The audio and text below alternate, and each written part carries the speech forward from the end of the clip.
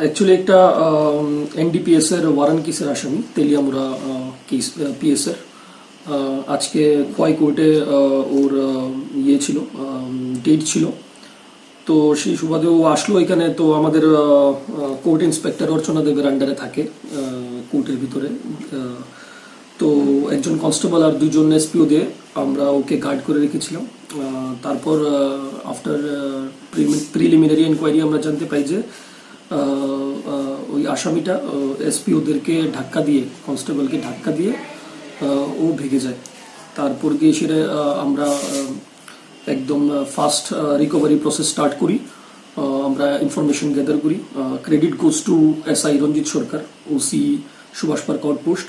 উনি একটা লিড বের করতে পারে। তো আফটার দ্যাট উই নিউ কি ও অটো দিয়ে তেলিয়ামুড়া চলে যায় and they have a plan to run to Bangladesh.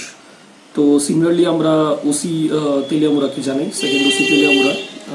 ওরা এরপর আমাদের খোয়াই টিম গিয়ে সেরে ওকে ধরতে আমরা সক্ষম হই।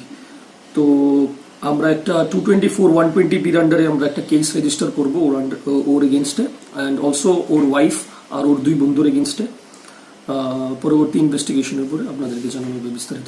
আসামির নামটা ছিল? আসামির নাম চিরঞ্জিত দেব, তেলিয়ামুড়ার। ধন্যবাদ।